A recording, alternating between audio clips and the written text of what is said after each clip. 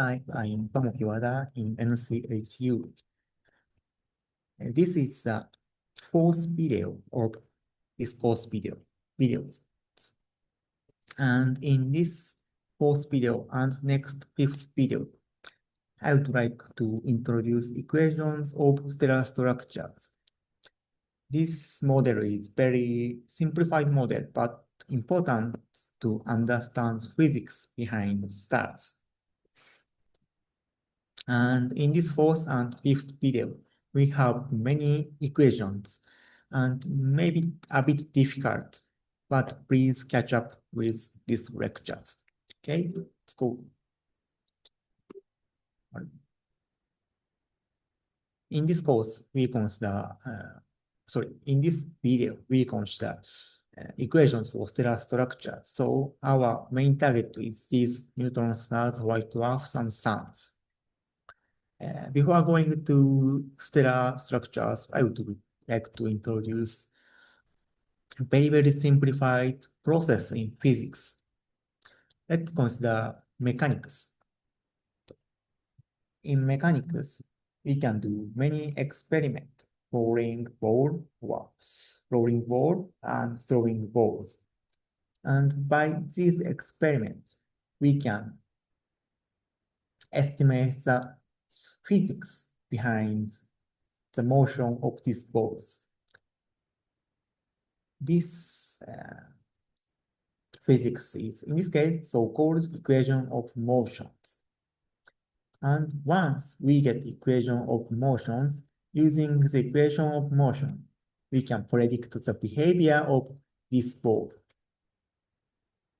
Of course, we have to check whether this equation is correct or not, just comparing experiment and calculations. But ideally, we can make this kind of equation of motion and check the result using experiments. Okay, then let's consider astrophysics. In astrophysics, we cannot do experiments because we just observe stars and we cannot change, for example, initial condition or such kind of conditions. But we can understand these stars using physics.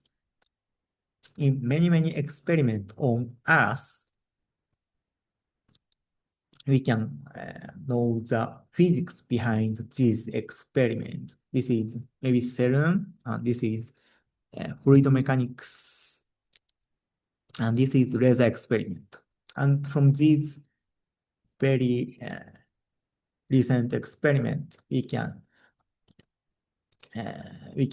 understand the equation of motions behind this experiment result. And physics is universal in our Earth and in the universe. So using this equation of motions, we can calculate these stars. So using these equations obtained on Earth, we can predict the behavior of the universe. This is what astrophysics is doing. And this video, the topic is stars, and using we can calculate the structure of stars just using equations of motions obtained on the Earth. Okay, let's consider stars. As I mentioned in a previous video, the stars are in force balance between gravity and pressures. So we derive equation of motions for this gas sphere. And in this video, we just consider gravity and pressures. And many details are ignored, but I think it's a very good example at starting point. First, I would like to introduce density. Okay.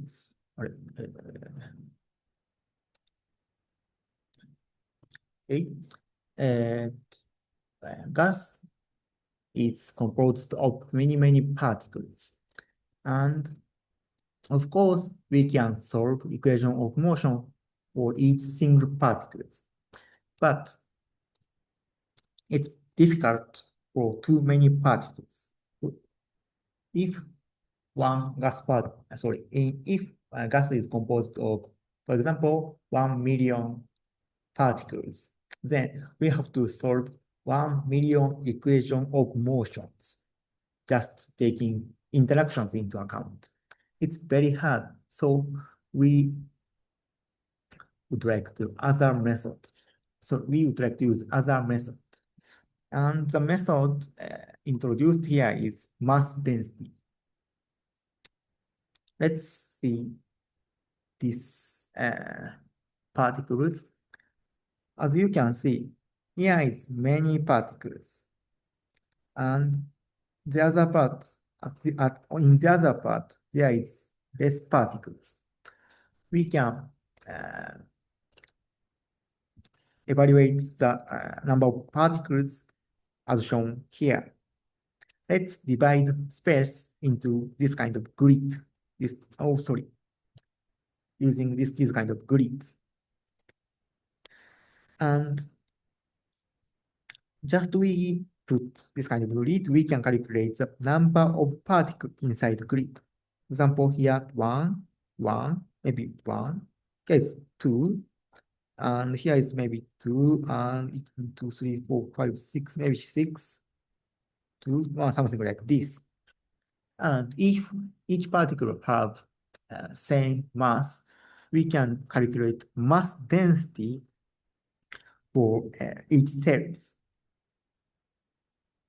Here, mass is M, and in this cell, total mass is 6M, and here 2M. So using this method, we can calculate, using this method, we don't have to solve equation of motion for each particles, but just consider the average number of particles. This is 1D example, and here is particle distributions. And when we just plot mass density, here is very few particles, but here is many particles. So here is some kind of mountain structures. This is due to here is many particles. And when we want to know the total mass inside this region, here is x1 and x2. We just integrate this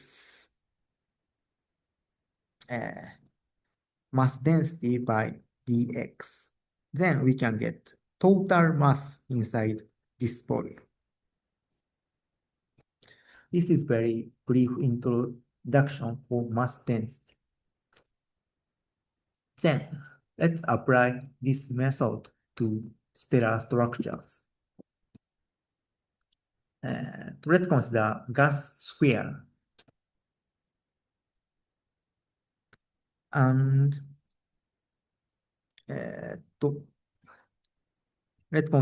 next, let's consider these gas shells.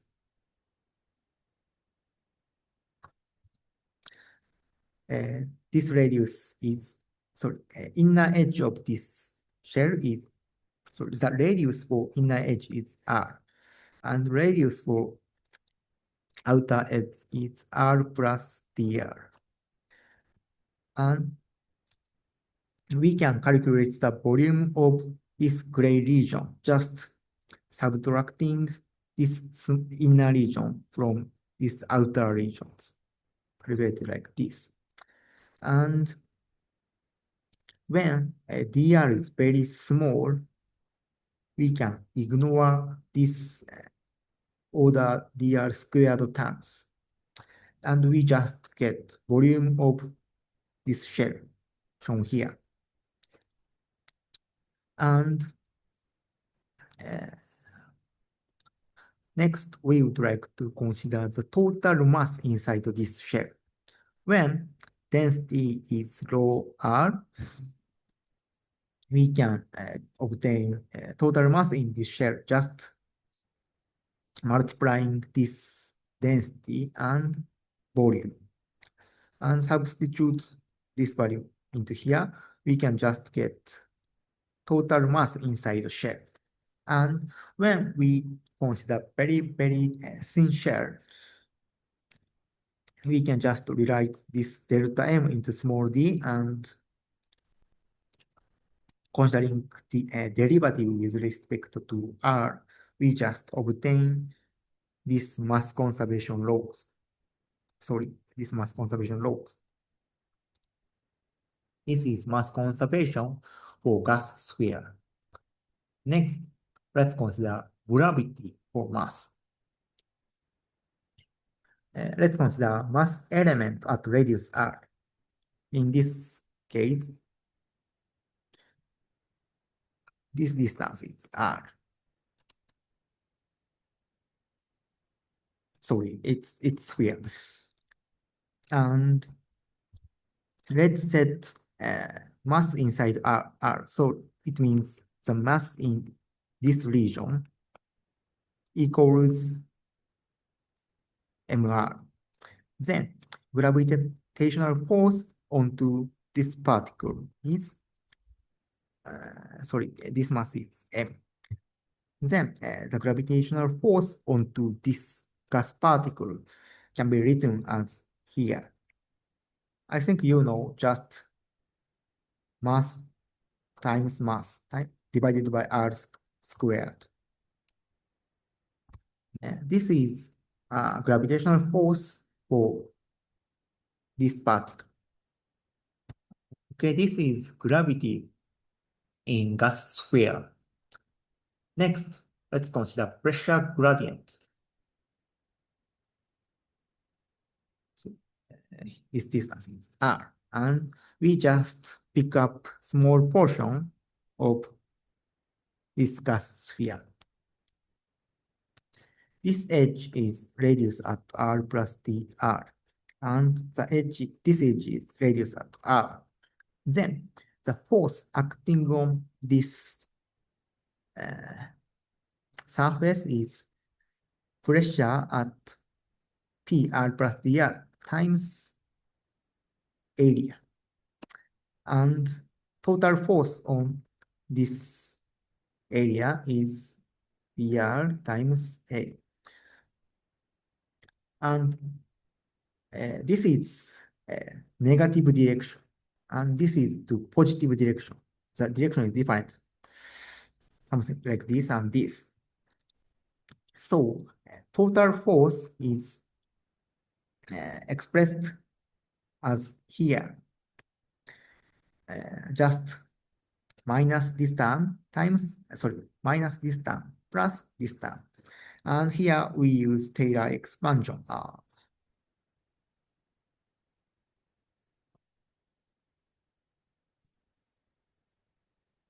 Like shown this. So just pressure gradient makes force. Just the pressure gradient makes net force onto fluid element at here. This is similar to the situation in crowded terrains. In terrain, there's many peoples, and if there's no number density gradient of peoples, then just we are pushed in every direction as at the same force. But if there is entrance here,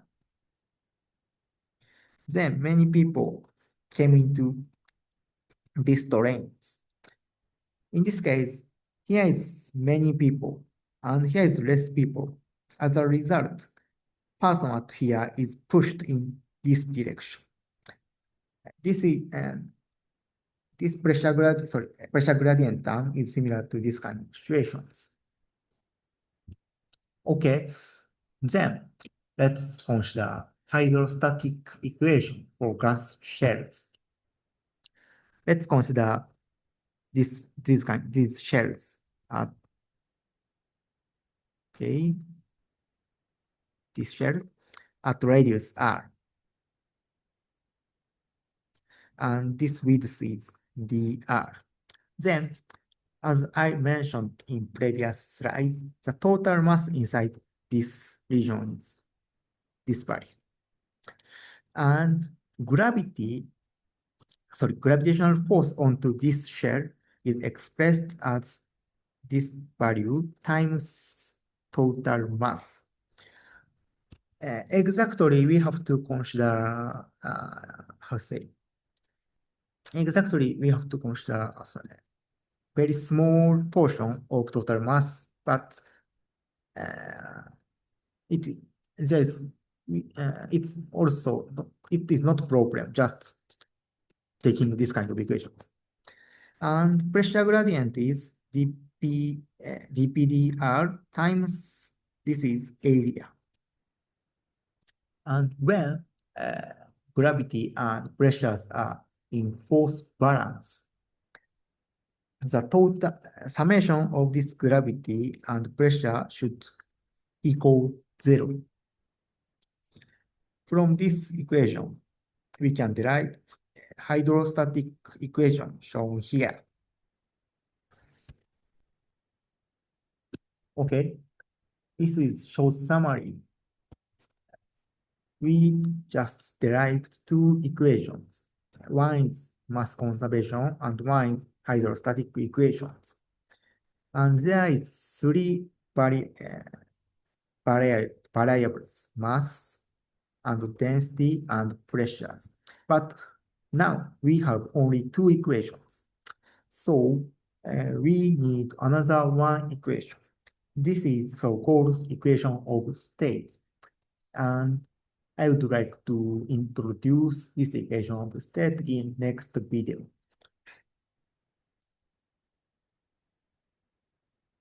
Okay, see you later. See you in next video.